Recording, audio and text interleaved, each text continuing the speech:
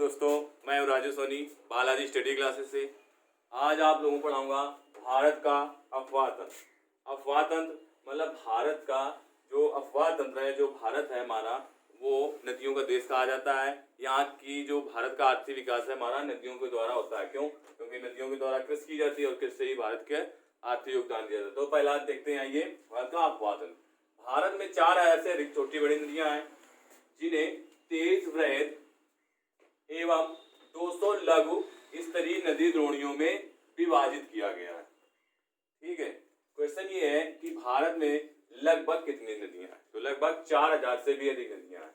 अब इसमें है वृहद नदियां कितनी है? तो 23 वृहद है। कितनी? 23। और लघु 200।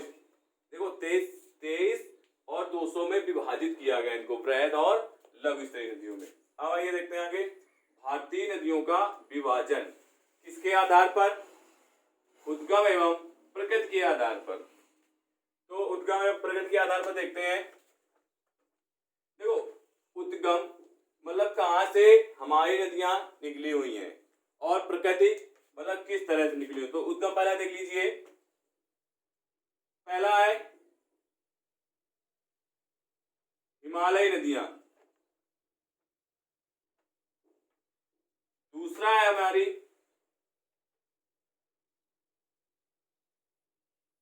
प्रायद्वीपीय नदियां, प्रायद्वीपीय नदियां। तो देखते हैं हिमालय नदियों, इसमें क्या है? इनका उद्गम हिमालय या उसके क्षेत्र से होता है।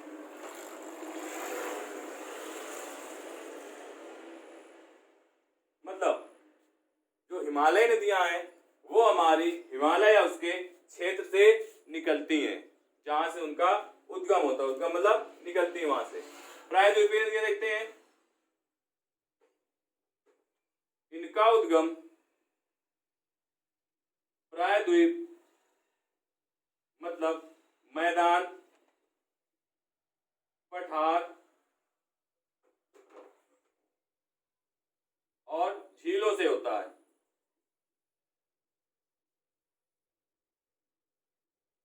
ठीक है, यहाँ पे पर्वत भी लिख लेंगे क्योंकि क्वेश्चन आ जाता है कि पर्वतों से होता है। तो हाँ, पर्वतों से भी होता है। ये कौन सी नदियां कहलाती है? प्रायद्वीपीय नदियां।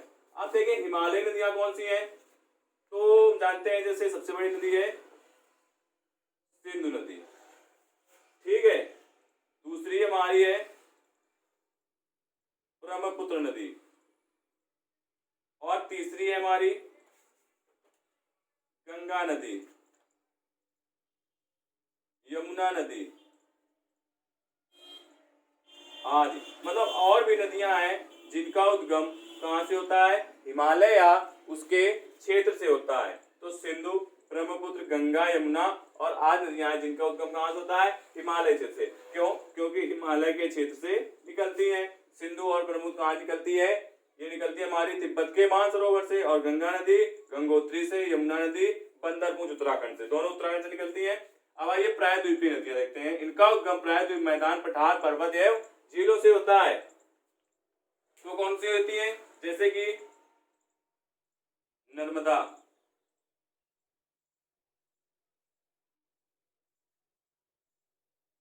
पहली नदी है नर्मदा नदी। नर्मदा नदी का उद्गम प्रायद्वीप से होता है। दूसरी नदी है हमारी पेरियार, गोदावरी, महानदी आदि। मतलब और भी नदियां हैं जिनका उद्गम कहां से होता है? प्रायद्वीप से होता है, या पर्वत, मैदान, पठार एवं झीलों से होता है इनका उद्गम। ये हमारे नदियां कहां से? भारतीय नदियों का विभाजन उद्गम एवं प्रकृति के आधार पर हो गया। आइए दूसरे पॉइंट पे चलते हैं। भारतीय अफवाह तंत्र का वर्गीकरण समुद्र में जल विसर्जन के आधार पर। अब देखो प्रकृति के और उद्गम के आधार पर 2 तरह से किया गया है, और समुद्र में जल विसर्जन के आधार पर भी 2 प्रकार से किया गया है। तो देखते हैं। पहला हमारा बंगाल की खाड़ी,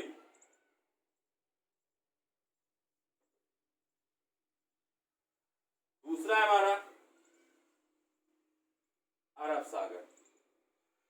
तो जो नदियां होती हैं, पहले आपको बता दें, बंगाल की खाड़ी और अरब सागर किस जगह पर स्थित है?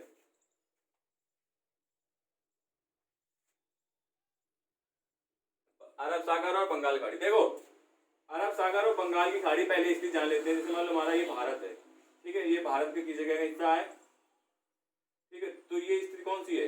पूर्व और ये पश्चिम, पूर्व और पश्चिम। आप देखते हैं जो बंगाल खाड़ी है वो भारत की कहां पे स्थित है? पूर्व में, और अरब सागर पश्चिम में। बहुत से बच्चे ये कंफ्यूज हो जाते हैं बंगाल खाड़ी कहाँ, अरब सागर कहाँ और महासागर कहाँ है। तो ये हमारा बंगाल खाड़ी पूर्व में स्थित है और अरब सागर पश्चिम में स्थित है। तो आप देखो जो नदियां बहती हैं, अधिकतर ज्यादा मतलब अधिकतर नदियां जो होती हैं हिमालयी नदियां, जिनका जल बंगाल की खाड़ी में जाता है। ज्यादा प्रायद्वीपीय नदियों का भी बंगाल खाड़ी में, लेकिन अधिकतर हिमालय नदियों का ज्यादा बंगाल खाड़ी में जाता है। अब कितना जल जाता है बंगाल खाड़ी में देखते हैं। तो 77% जल बंगाल की खाड़ी में, मतलब कि नदियों का, भारत की नदियों का, चाहे वो प्रायद्वीपीय कुछ नदियां हैं और कुछ हिमालयी नदियां हैं, जिनका जल कहा जाता है बंगाल की खाड़ी में, वो कितना परसेंट है? 77% जल। भारत की 77% जल जो नदियां, उनका 77% जल बंगाल की खाड़ी में जाके गिरता है। और अरब सागर में कितना गिरता है? तो 23%। 23% अरब सागर में। अब देखो जो नदियां हैं, अधिकतर प्रायद्वीपीय नदियां हैं, जिनका जल कहा जाता है अरब सागर में, और एक हिमालय नदी है सिंधु नदी, और उसकी 5 सहायक नदी, जिनका जल कहा जाता है अरब सागर में। तो हम डायरेक्टली ये नहीं कह सकते हैं कि हिमालय नदियों का जल बंगाल खाड़ी में जाता है। तो हिमालय नदियों का अधिकतर जल बंगाल खाड़ी में जाता है और कुछ प्रायद्वीपीय नदियों का भी बंगाल खाड़ी में जाता है। लेकिन जो अरब सागर है, अरब सागर में अधिकतर प्रायद्वीपीय नदियों का जल जाता है और कुछ हिमालय नदियों का जल जाता है। ठीक है, आइए इसके आगे चलते हैं। चलिए आगे देखते हैं। पहली भारत की महत्वपूर्ण नदी है गंगा नदी, गंगा नदी प्रणाली। तो गंगा नदी के बारे में हम लोग देखते हैं। तो गंगा नदी का जो उद्गम स्थल हम लोगों ने पढ़ा है वो गंगोत्री से पढ़ा है, गंगोत्री के गोमुख से पढ़ा हुआ है। ठीक है, अब गंगा नदी बनी कैसे है वो देखते हैं। तो एक बद्रीनाथ है, बद्रीनाथ, इसका नाम आप लोगों ने सुना होगा। बद्रीनाथ से एक नदी निकलती है, उसका नाम है अलकनंदा। क्या नाम है? अलकनंदा। जो ये नदी हम लोगों को दिख रही है, ये वाली नदी, इसका क्या नाम है? अलकनंदा, अलकनंदा नदी। ठीक है, ये कहां से निकलती है? बद्रीनाथ से। याद रखना क्वेश्चन कि अलकनंदा नदी का उद्गम कहां होता है? बद्रीनाथ में। अब इसमें पहली नदी है एक धौली गंगा। धौली गंगा आके बद्रीनाथ में मिलती है। वो कहाँ मिलती है? वो हमारी मिलती है विष्णु प्रयाग में। क्वेश्चन ये आ सकता है कि अलकनंदा और धौली गंगा का संगम कहाँ पे होता है?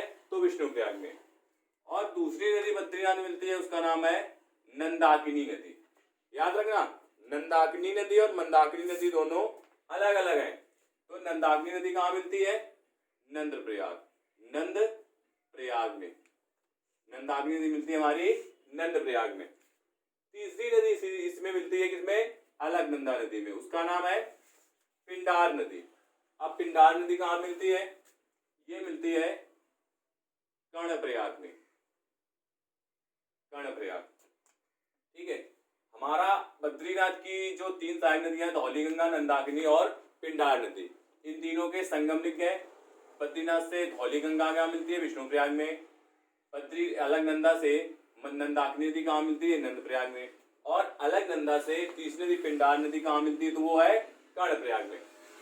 अब तीसरा स्थान है, मतलब दूसरा स्थान है बद्रीनाथ केदारनाथ। केदारनाथ से एक नदी निकलती है, उसका नाम है मंदाकिनी। देखो यहाँ पे थी नंदाकिनी और यहाँ क्या है? मंदाकिनी। अब मंदाकिनी नदी किसमें मिलती है? ये नदी में। तो कौन सी नदी है? अलकनंदा। तो अलकनंदा में जो मंदाकिनी मिलती है वो मिलती है हमारी रुद्रप्रयाग में, रुद्रप्रयाग।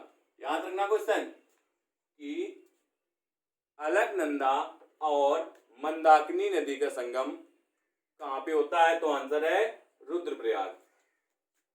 अगला है गंगोत्री। गंगोत्री से कौन सी नदी निकलती है, भागीरथी। कौन सी निकलती है, भागीरथी। तो अब भागीरथी नदी निकल के प्रवाहित होती है और वो किस नदी से मिलती है, अलकनंदा नदी से। अब भागीरथी नदी अलकनंदा से कहाँ मिलती है, तो वो आंसर आपका यहाँ पे मिलती है, इसका नाम क्या है, देवप्रयाग। ठीक, तो हमारी ये जो बद्रीनाथ है इसकी सहायक नदियां कौन सी है, पहली है धौलीगंगा जो अलकनंदा से विष्णुप्रयाग मिलती है, जो अलकनंदा कहाँ से निकलती है, वो बद्रीनाथ से निकलती है। तीसरी है नंदाकिनी नदी जो अलकनंदा से नंदप्रयाग मिलती है।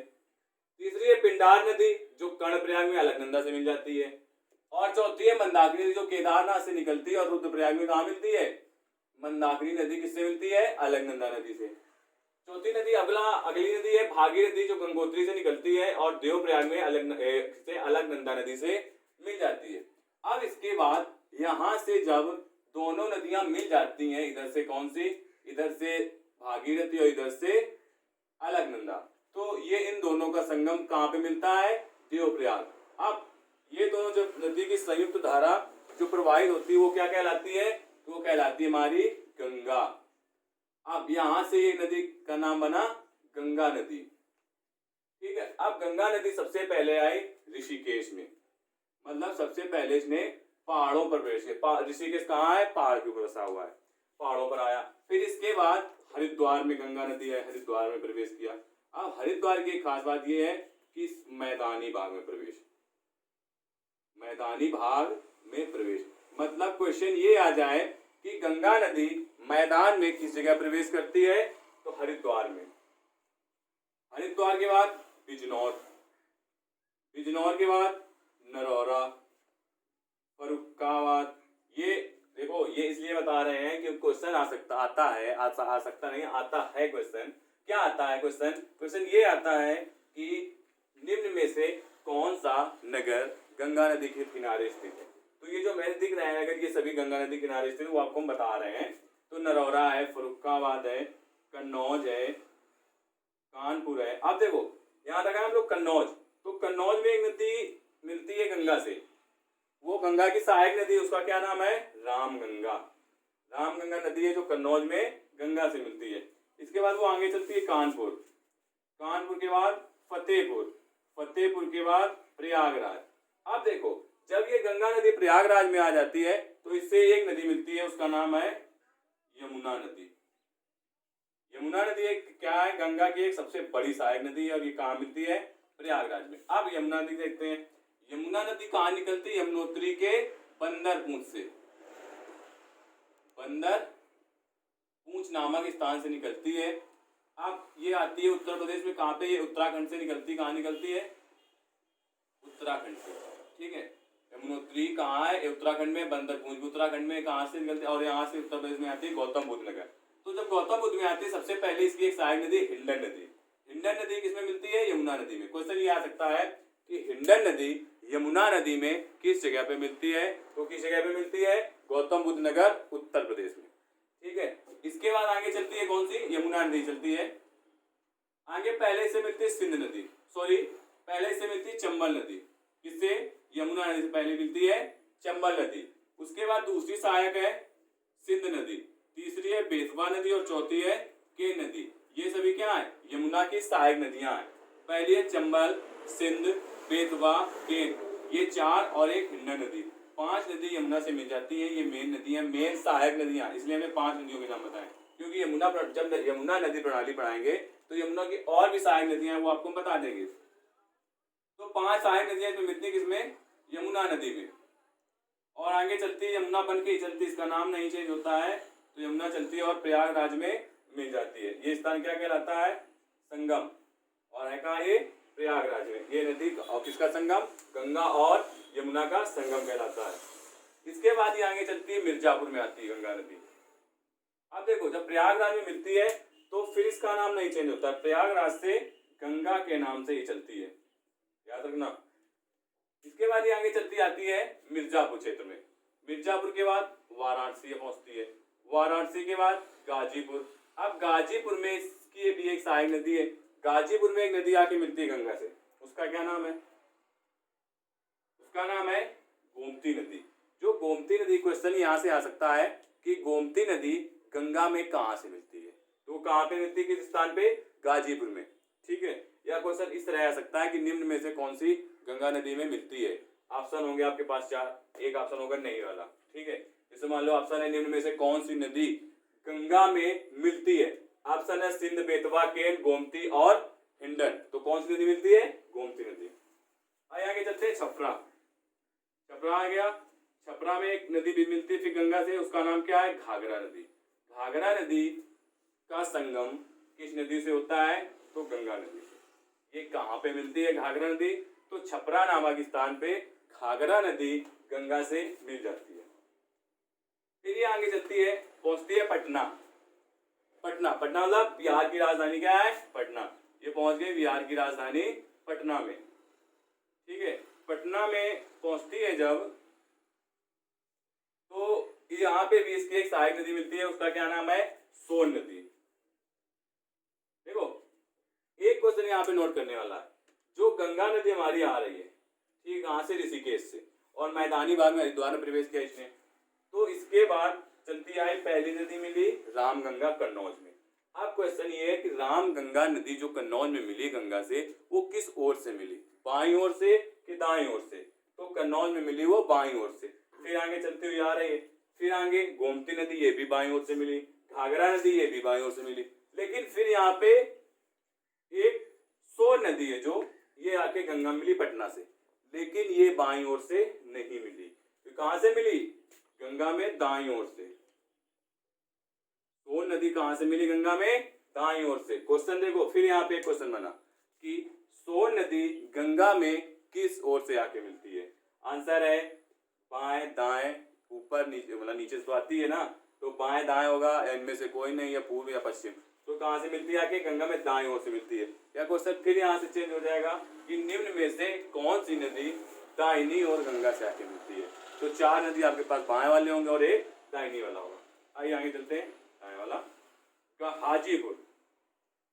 हाजीपुर भी जो है गंगा नदी तट पर स्थित है, और इसमें भी एक सहायक नदी है गंडक नदी। ये कहाँ से मिलती है? ये भी बाईं ओर से मिलती है। गंडक नदी कहाँ से मिलती है? गंडक नदी किस ओर से गंगा मिलती है? तो बाईं ओर से मिलती है। और कहाँ मिलती है? तो हाजीपुर में मिलती है। और आगे चलते हैं भागलपुर। भागलपुर में भी एक नदी मिलती है, कोसी नदी। ये कहाँ से मिलती है? ये भी गंगा के बाईं ओर से मिलती है, मतलब बाएं तट से हमें मिलती है कोसी नदी। अब कोसी नदी को एक अन्य नाम से भी जाना जाता है, इसको बिहार का शोक कहा जाता है। क्यों कहा जाता है? क्योंकि कोसी नदी जो होती है वो भयंकर बाढ़ लाती है, जिससे बिहार में अत्यधिक नुकसान होता है इसके बाढ़ से, तो इसे बिहार का शोक भी कहा जाता है कोसी नदी। और ये कहाँ मिलती है? गंगा में, भागलपुर में। इसके बाद आगे चलती है गंगा, पहुंचती है साहेबगंज। साहेबगंज के बाद पाकुर। अब देखो, पाकुर के बाद जब आगे बढ़ती है तो फरक्का, फरक्का नामक स्थान पहुंचती है गंगा। अब फरक्का में गंगा पे एक बैराज बनाया हुआ है, उसका नाम है फरक्का बैराज। ठीक है, अब फरक्का से जब गंगा आगे चलती है तो गंगा 2 भागों में विभाजित हो जाती है। ठीक है, अब गंगा 2 भागों में विभाजित हो गई, इसकी एक धारा इधर आ गई और दूसरी धारा ये आ गई। अब हम लोग पहली धारा के बारे में देखते हैं जो हुगली बनाती है। ठीक है, तो फरक्का से 2 धाराएं विभाजित हुई, एक पद्मा और एक हुगली नाम से। तो हुगली नदी गंगा से ही बनी है, तो गंगा से बाद हुगली आई, और हुगली कहाँ है? कोलकाता जो है हुगली नदी के तट पर ही बसा है, मतलब कोलकाता हुगली नदी के किनारे स्थित है। या कोलकाता के किनारे कौन सी नदी है? तो हुगली नदी है। हुगली नदी फिर आगे चली तो गंगा सागर द्वीप, ये गंगा सागर द्वीप बना है इसने। गंगा सागर का नाम आप लोगों ने सुना ही होगा। तो हुगली नदी आगे चलती है और गंगा सागर द्वीप पर पहुंचती है। इसके बाद वो बंगाल की खाड़ी में गिर जाती है, मतलब यहाँ से इसका गंगा का प्रवाह होना या हुगली से जो बनी थी खत्म हो गया। क्यों? बंगाल खाड़ी में वो समुद्र में जाकर गिर गई। अब इसके बाद इधर चली, इसका नाम है पद्मा। पद्मा चली और इधर से एक नदी और मिली आगे इससे, ब्रह्मपुत्र। इसका नाम आप लोगों ने सुना होगा ब्रह्मपुत्र नदी। ठीक है, तो ब्रह्मपुत्र किससे मिलती है? यहाँ के चार खंडी में मिलती है। किस कहाँ मिलती है? चार खंडी में पद्मा और ब्रह्मपुत्र मिलती है। फिर इसके बाद एक आती है मेघना नदी, मिलती है कहाँ पे? चांदपुर में। इसके बाद ये पद्मा कहलाई, फिर पद्मा के बाद मेघना, मतलब पहले यहाँ तक तो गंगा थी, इसके बाद मेघना, और मेघना के बाद यहाँ पे पद्मा हो गया इसका नाम, और इसके बाद इधर जब चली तो इसका नाम हुगली में परिवर्तित हो गया। इसके बाद चांदपुर आई, चांदपुर के बाद मेघना नाम हुआ, फिर चांदपुर के बाद एक डेल्टा बनाया, सुंदरवन डेल्टा। अब क्वेश्चन ये है कि भारत का सबसे बड़ा डेल्टा कौन है? तो आंसर यही है कि सुंदरवन डेल्टा भारत का सबसे बड़ा डेल्टा। अब कुछ बच्चे कहते हैं सर डेल्टा किस तरह का होता है? तो देखो, जैसे ये नदी है, मान लो कोई प्रवाहित हो रही है, और ये क्या हमारा समुद्र है।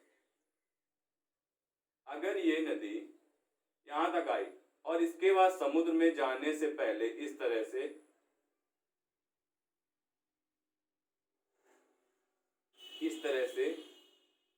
आके और समुद्र में गिरती है, तो ये क्या कहलाता है? ये कहलाता है डेल्टा। मतलब वो एक नदी आके अनेक धाराओं में विभाजित हो जाए तो उसे क्या कहते हैं?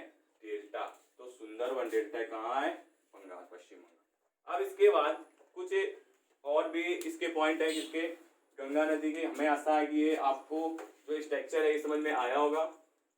अब देखते हैं कुछ आगे पॉइंट। ये है यूके, मतलब उत्तराखंड। याद रखना क्वेश्चन, उत्तराखंड। क्वेश्चन ये है कि गंगा नदी का उद्गम कहाँ से होता है? तो उत्तराखंड के देवप्रयाग से होता है। कौन सी नदी बनाती है? तो कौन सी नदी बनाती है? भागीरथी और अलकनंदा गंगा का निर्माण करती है। तो याद रखना, भागीरथी और अलकनंदा। आप लोग यूपी SSS की तैयारी कर रहे हैं, यूपी पुलिस की तैयारी कर रहे हैं, रेलवे की भी तैयारी कर रहे हैं, ग्रुप डी की तैयारी कर रहे हैं, ठीक है, यूपी पीएससी की भी तैयारी कर रहे हैं, तो इसमें याद रखना ये आप लोगों के लिए इम्पोर्टेंट चैप्टर है गंगा नदी। इसके बाद हम लोग यमुना नदी पढ़ेंगे। तो याद रखना कि अलकनंदा और भागीरथी की संयुक्त धारा कहाँ पे मिलती है? तो वो देवप्रयाग। अब यहाँ से गंगा बनी, तो गंगा उत्तराखंड में कितने किलोमीटर तक प्रवाहित होती है? ये थोड़ा डीपली क्वेश्चन है यूपी पीएससी वालों के लिए और यूपी SSS वालों के लिए। ये क्वेश्चन है, उत्तराखंड 310 किलोमीटर तक उत्तराखंड में प्रवाहित होती है। इसके बाद आगे चलते हैं, उत्तराखंड के बाद यूपी आता है, मतलब उत्तर प्रदेश। तो उत्तर प्रदेश में गंगा नदी कितने किलोमीटर तक प्रवाहित होती है? तो 1100 मतलब 1140, मतलब 1140 भी कह सकते हैं, 1140 किलोमीटर। तो ये थोड़ा डीपली क्वेश्चन है, और यूपी के जो बच्चे यूपी लेवल की तैयारी कर रहे हैं, यूपी के एग्जाम देना चाहते हैं उत्तर प्रदेश सरकार का, तो उसके लिए भी इम्पोर्टेंट है कि उत्तर प्रदेश में गंगा नदी कितने किलोमीटर तक प्रवाहित होती है? तो 1140 किलोमीटर तक। इसके बाद आगे चलती है, पहुंचती है बिहार। बिहार में कितने किलोमीटर तक प्रवाहित होती है? तो वो हमारी है 455 किलोमीटर तक ये बिहार में प्रवाहित होती है। आगे देखते हैं, इसके बाद आगे आती है झारखंड। अब क्वेश्चन ये है कि झारखंड में कितने किलोमीटर होती है? तो झारखंड में सिर्फ और सिर्फ 40 किलोमीटर। इसके बाद पश्चिम बंगाल में पहुंचती है कौन सी नदी? गंगा नदी। यहाँ पे कितने किलोमीटर है? 520 किलोमीटर तक। ठीक है, अब भारत में कितनी प्रवाहित होती है? 2465, क्योंकि इसका हम लोग काउंट करेंगे 2465 किलोमीटर ही आएगा। और अगर आ जाए गंगा की कुल लंबाई तो कितनी है? हाँ सही बात, 2525 किलोमीटर, मतलब 2525 किलोमीटर संपूर्ण लंबाई है। अब देखो यहाँ पे कुछ क्वेश्चन और बनते हैं, जैसे कि गंगा नदी सर्वाधिक, मतलब किस राज्य में सर्वाधिक प्रवाहित होती है? मतलब सबसे ज्यादा किस राज्य में बहती है? तो सबसे ज्यादा किस राज्य में बहती है? देखो 1140, मतलब उत्तर प्रदेश। जो गंगा है वो उत्तर प्रदेश में सर्वाधिक बहती है। अब सबसे कम कहाँ बहती है? तो हमारा है झारखंड। जो झारखंड है, झारखंड भी एक राज्य है, इसमें सबसे कम प्रवाहित होती है। 2 क्वेश्चन हमारे कंप्लीट हुए। अब तीसरा क्वेश्चन ये है कि गंगा नदी भारत के कितने राज्यों से प्रवाहित होती है। ठीक है, तो इसी में देखते हैं। एक हो गया उत्तराखंड, दूसरा हो गया उत्तर प्रदेश, तीसरा हो गया बिहार हमारा, चौथा है झारखंड और पांचवा है पश्चिम बंगाल। मतलब कुल कितने राज्य हुए? 5 राज्य। जो हमारी गंगा है वो कुल भारत के 5 राज्यों से होकर गुजरती है। ठीक है, तो आगे देखते हैं। तो देखते हैं दोस्तों, आशा करते हैं कि आप लोगों को ये गंगा नदी प्रणाली भारत का अफवाह तंत्र वाला चैप्टर में जो पहली नदी है गंगा नदी वो आप लोगों को समझ में आई होगी। अगले वीडियो में हम लोग यमुना नदी के बारे में पढ़ेंगे, उसके बाद सिंधु नदी और उसके बाद हम लोग ब्रह्मपुत्र नदी और बाकी नदियाँ प्रायद्वीपीय नदियाँ भी पढ़ेंगे। तो आज के लिए दोस्तों इतना ही। और आप लोगों से कुछ कहना है तो वो ये कहना है कि मेरा वीडियो सब्सक्राइब जरूर करें, क्योंकि आप लोग हैं वो हम लोगों का सपोर्ट नहीं कर रहे हैं। हम लोग इतनी मेहनत कर रहे हैं, किस लिए कर रहे हैं? आप लोगों के लिए कर रहे हैं। आप लोग मेरा सपोर्ट करिए, सब्सक्राइब करिए, वीडियो को लाइक करिए और कमेंट करके बताइए कैसा लगा आप लोगों को वीडियो। और जितना ज़्यादा से ज़्यादा हो सके अपने दोस्तों को शेयर कीजिए, जिससे कि उनकी अच्छी से अच्छी तैयारी हो सके। और उत्तर प्रदेश सरकार ने बहुत सी नौकरियों की घोषणा कर दी है, जैसे कि लेखपाल की नौकरी, मतलब जो भर्ती है उसका नोटिफिकेशन अक्टूबर तक आ जाएगा। पूरी उम्मीद है, पूरी क्या 100 में से 99% उम्मीद है कि जो लेखपाल की वैकेंसी है लेखपाल की वो अक्टूबर में कंफर्म ही आ जाएगी। तो आप लोग तैयारी करते रहिए। और इसके बाद एसआई यूपीएसआई की भी अच्छी वैकेंसी है, 9000 समथिंग 9000 प्लस पोस्टें आ रही हैं और लेखपाल में भी 8000 प्लस पोस्टें आ रही हैं। तो आप लोग तैयारी करते रहिए। 17000 लगभग पोस्ट इसी में है, लेखपाल और यूपीएसआई, और अच्छी जॉब होती है लेखपाल और यूपीएसआई की। और इसके बाद आज के न्यूज़पेपर में एक खबर और आई हुई है। खबर ये आई है कि 14000 प्लस उत्तर प्रदेश सरकार ने सिंचाई विभाग में भर्ती की घोषणा कर दी है और उसको नोटिफिकेशन भी दे दिया है कि किस तरह से भर्ती होगी। नोटिफिकेशन में क्या दिया है, उसमें एज लिमिट के बारे में बताया, उसके सिलेबस के बारे में बताया, उसकी क्वालिफिकेशन के बारे में बताया है और किस पोस्ट पे कितनी वैकेंसी इसके बारे में उसने बता दिया है। तो विभाग ने यूपी सिंचाई विभाग की भर्ती निकाल दी है और 14000 प्लस। तो दोस्तों इससे अच्छा मौका और नहीं मिलेगा। आप लोग पढ़ाई पर ज़्यादा से ज़्यादा ध्यान दीजिए। ठीक है, तो आशा करते हैं कि आप लोगों को कुछ ना कुछ समझ में आया होगा। तो प्लीज़ दोस्तों वीडियो को लाइक करें, कमेंट करें, सब्सक्राइब करें और शेयर करना ना भूलें। शेयर करें जिससे कि आपके दोस्तों को भी अच्छी तैयारी होती रहे।